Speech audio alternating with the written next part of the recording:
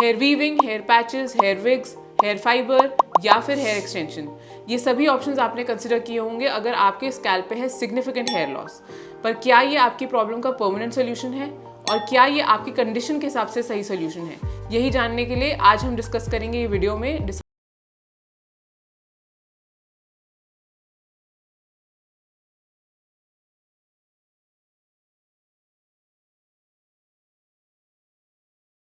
Medical centre. जैसा कि हम देखते हैं कि अगर हेयर लॉस होता है तो आप काफ़ी सारे सॉल्यूशंस ढूंढने की कोशिश करते हैं। हेयर लॉस के कई कारण हो सकते हैं, आपको हार्मोन्स की वजह से हो सकता है, किसी दवाई का साइड इफेक्ट हो सकता है, या आपको कोई ट्रॉमा हुआ स्कैल्प पे जिसकी वजह से वहाँ स्कार बना, उसके बाद वहाँ पे हेयर फॉलिकल्स डैमेज हो गए, तो आपने अब रास्ता ढूंढने की कोशिश करी। तो मार्केट में जो ऑप्शंस अवेलेबल हैं वो हैं सारे टेम्प्रेरी ऑप्शंस, जैसे कि आप हेयर विग लगा सकते हैं, आप पैच लगा सकते हैं, आप SMP यानी कि माइक्रो ब्लेडिंग जिसे हम कहते हैं, या आप हेयर फाइबर डाल के अपना गंजापन छुपा सकते हैं। ये सारे ऑप्शंस हैं, लेकिन ये सभी कहीं ना कहीं आपको एक टेम्प्रेरी फेज के लिए, यानी कि उतने टाइम के लिए जब तक आपको लग रहा है कि हाँ थोड़ा सा एरिया है तो इसे मैं ढक सकता हूँ, तो आप इसे टेम्प्रेरी सोल्यूशन समझ के आप अपनी प्रॉब्लम सॉल्व कर सकते हैं, लेकिन ये परमानेंट सोल्यूशन नहीं है। जब आप पैचेस लगाते हैं तो पैचेस में भी ये होता है कि जो पैच आप स्कैल्प पे लगाते हैं उसमें वो ग्लू लगाते हैं, एडेसिव ग्लू, जिसकी वजह से वो पैच आपके स्कैल्प पे चिपकता है। तो जब वो स्कैल्प पे चिपकता है तो वो क्या करता है कि वो आपका लुक तो अच्छा कर देगा, आपको टेम्प्रेरी सोल्यूशन भी मिल गया, लेकिन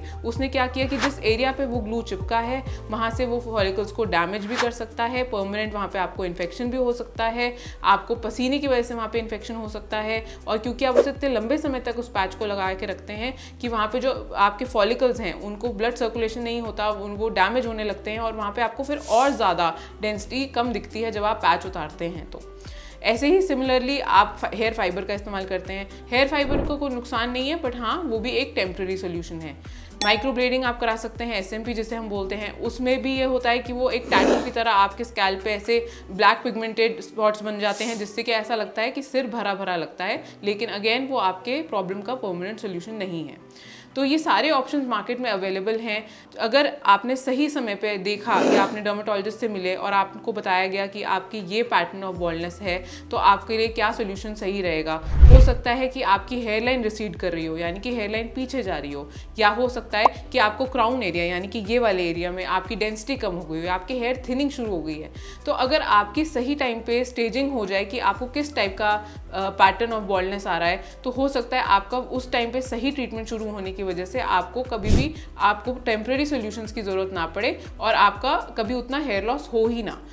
अगर आपका हेयर लॉस हो भी गया है तो हमें उसको करेक्ट करने के लिए हमेशा परमानेंट ऑप्शंस ढूंढने चाहिए जो इजीली अवेलेबल भी हैं, और हम आपको हमेशा गाइड भी करते हैं कि हेयर ट्रांसप्लांट एक परमानेंट सोल्यूशन है। मैं ये भी जानती हूँ कि बहुत लोग ये पूछते हैं कि क्या हेयर ट्रांसप्लांट परमानेंट सोल्यूशन है, but yes, hair transplant is a permanent solution, क्योंकि हेयर ट्रांसप्लांट के लिए हम आपका जो बाल है वो निकालते हैं डोनर एरिया से। डोनर एरिया में, इसको डोनर एरिया इसलिए कहा जाता है क्योंकि यहाँ के जो बाल होते हैं उन पे कोई हार्मोन एक्ट नहीं करता, इसलिए ये बाल लंबे समय तक आपका साथ निभाएगा। इसीलिए इस बाल को डोनर एरिया से निकालकर उस एरिया में इम्प्लांट किया जाता है जहाँ पर आपका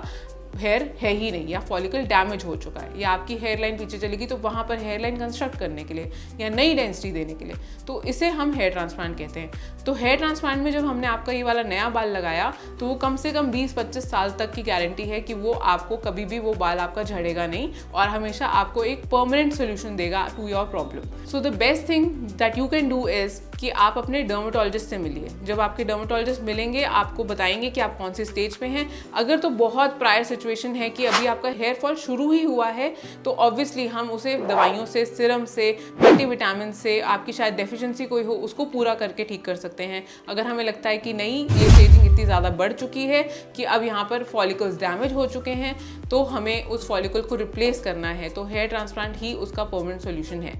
अगर आपको ये वीडियो इन्फॉर्मेटिव लगी तो आप हमारी इस वीडियो को लाइक करिए और हमारे YouTube चैनल